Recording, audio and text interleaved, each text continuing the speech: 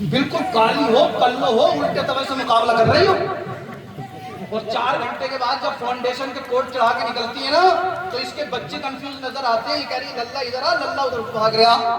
ہاں للہ کنفیوز ہے، یا اللہ میری اماں کلو تھی، یہ بوڑھی عورت کہاں سے آ گئی؟ میک اپ کے کوٹ اپنے میاں کی گاڑی، محنت کی، خون پسینے کی کمائی سب انہوں نے فیشن میں میک اپ میں اڑا دی. اے میری بہنوں تمہیں خدا کا واسطہ، سیدہ آمنہ کا واسطہ، سیدہ فاطمہ الزہرا کا واسطہ، فیشن کے نام پر بے حیائی کو فالو نہ کرو.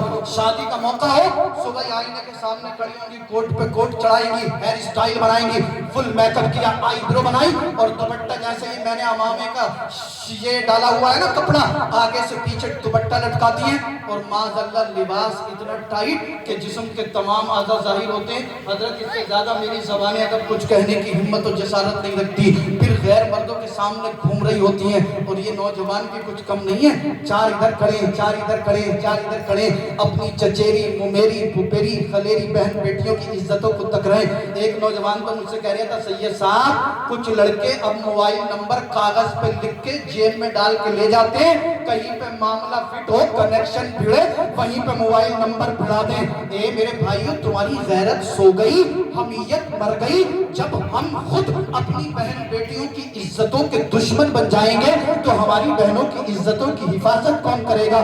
کیا اللہ نے تجھے طاقت، جوانی، پاور اسی لیے دی تھی کہ تو اپنی بہن بیٹی کی عزت کو تکتا؟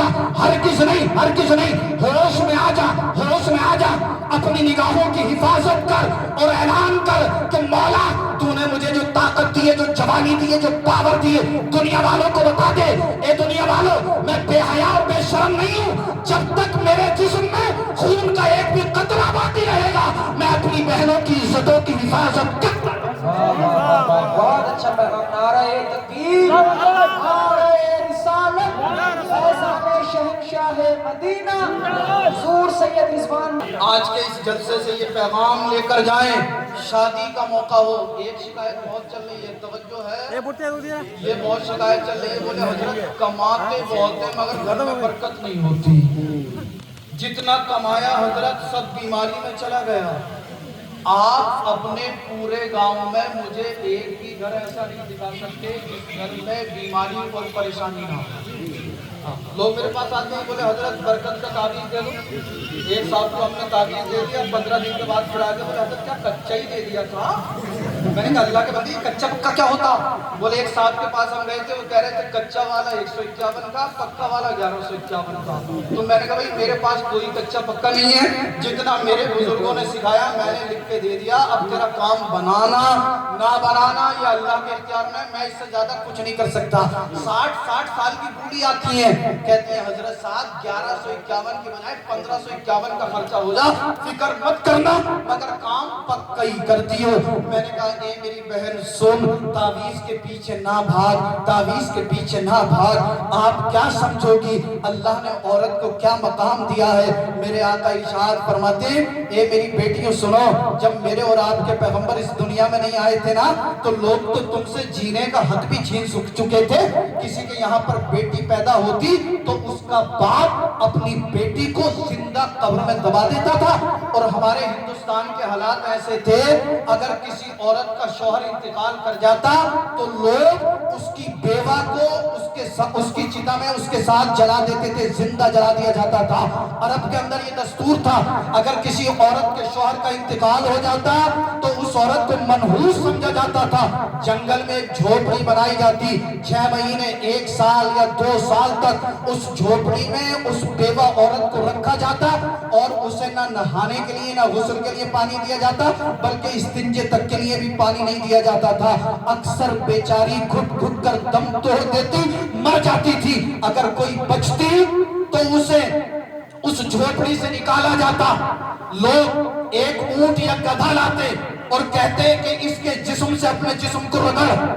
پھر وہ بیوہ عورت گھوڑے سے یا گدھے سے یا اونٹ سے اپنے جسم کو رگڑتی، پھر मैले कपड़ों में उसे ऊंट के ऊपर बिठाया जाता, उसके दामन में बकरी की या ऊंट की मसैनियां भर दी जाती और उसे मक्के की गलियों में घुमाया जाता था।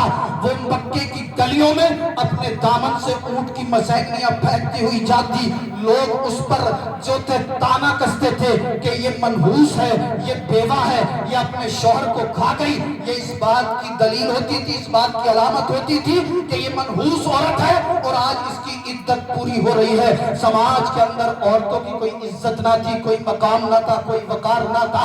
बच्चियों को जिंदा कब्रों में दबाया जा रहा था। अल्लाह अल्लाह, जब इन औरतों पर जुल्म हुआ, बेवाओं पर जुल्म हुआ, बेवाओं पर जुल्म हुआ, बच्चियों को जिंदा कब्रों में दबाया गया। इन औरतों ने, इन बच्चियों ने रब की बारगाह में अरीज़ा पेश किया, परवरदिगार आलम, बारेला, खालिक कायनात, मालिक कायनात, ये तेरे जालिम बंदे कब तक हम बंदियों को सताते रहेंगे? मौला, कब तक हमें तंग झोपड़ियों में रखा जाएगा?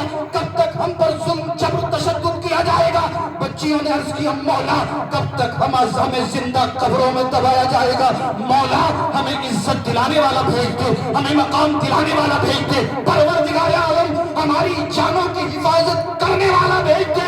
रब की रहमत ने पुकारा, ए मेरी बंदियों, अब तुम्हें घबराने की जरूरत नहीं है, मैं तुम्हें बचाने के लिए अपना महबूब भेज रहा हूँ, अपना पैगंबर भेज रहा हूँ। नारे तकबीर, अल्लाहु अकबर, अल्लाहु अकबर, या रसूल अल्लाह, या रसूल अल्लाह, या रसूल अल्लाह। जहां तारीख था